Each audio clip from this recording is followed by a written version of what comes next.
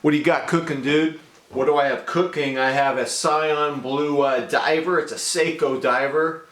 I like, the more I wear it, the more I like it. But it's a real rich, iridescent blue. Some of you would not like that. Some of you would say that's not a standard, conventional tool diver, McMahon. You can't wear this pretty boy watch. What the heck is a pretty boy watch? I don't even know if we use that anymore. So check this out. I was raised in the 1960s, and the term pretty boy, it did not mean that you're violating some traditional definition of masculinity. What pretty boy meant was you were trying too hard to impress, and your efforts didn't achieve the desired effect. Your efforts to present yourself a certain way backfired. You ended up looking ridiculous. So the question is there such thing as a pretty boy watch? Because the definition of pretty boy gets lost, because it really means you're trying too hard, I don't think we should use the term pretty boy. The question should be, is there such thing as a tinsel watch? By tinsel, I mean chintzy, gauche, garish, meretricious. What are the characteristics of a tinsel watch that you should avoid? So the first thing I would say is a watch that relies on exaggeration has a backfire effect. If you're relying on exaggeration in some feature of the watch, it's going to backfire on you. 1971, I was at the Oakland Coliseum. I was in the parking lot and I saw Reggie Jackson's Porsche. And his Porsche had a shark fin on it. I guess you'd call it a whale fin, a shark fin. It didn't have any wings on it like some of these Subaru WRX cars have on them, but pretty tastefully done. It was a brown Porsche, I believe, a real nice shade of brown. And I could tell it was his car because it had his personalized license plate on it. Over the years, I've seen these exaggerated scoops and spoilers and fins and wings on cars, and it ruins it. The equivalent would be what I call a Frankenstein watch. I've seen oversized watches that have, for crowns, they have like 3 or 4 crowns, and the crowns are so big they look like Frankenstein bolts. And I'll tell you what, you're going to get attention with a Frankenstein bolt on your watch. It's also going to dig into your hand and your wrist all day, and it's going to chafe at the flesh until you're raw and bloody. Congratulations, you got everyone's attention without exaggeration. So the Frankenstein watch is pretty bad. Number 2, here you're relying on a gimmick because you simply are in love with novelty.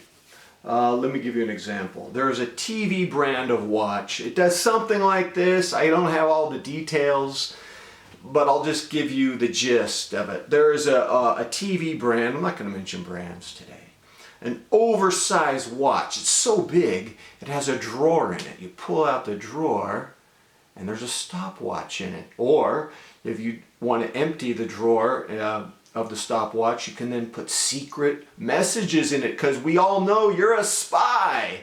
You're a spy. You need secret messages. You need a compartment in your watch. The gimmick. What kind of gimmicks do I remember growing up? Oh, I grew up in the disco age. We had angel flight pants, big lapels, puka shells, gold medallions. You know the first gold medallion I think I saw? I grew up in Castro Valley, California.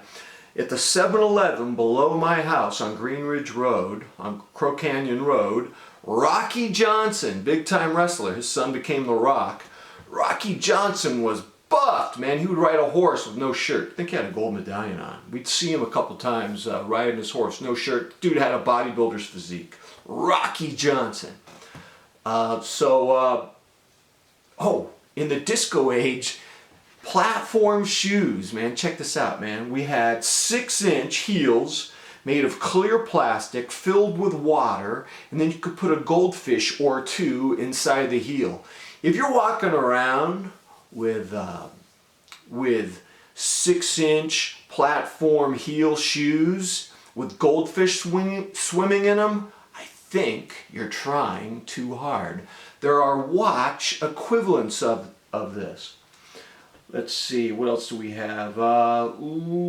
Yes. I don't like it when watches use a cartoon or a comic character tie-in or a movie tie-in. I think it's trying too hard. I think it becomes a gimmick. It cheapens the watch. I don't like it. Number 3. A watch that's in an arms race for just sheer size. You're wearing a watch because you want to establish when you walk into a room that you are the silverback and your watch is the biggest watch in the room. In this case, the watch becomes a proxy for wanting masculinity. And the quality of the watch, the materials of the watch, reckless disregard for all that, it's the sheer size, and that would be a sign of a Tinsel watch.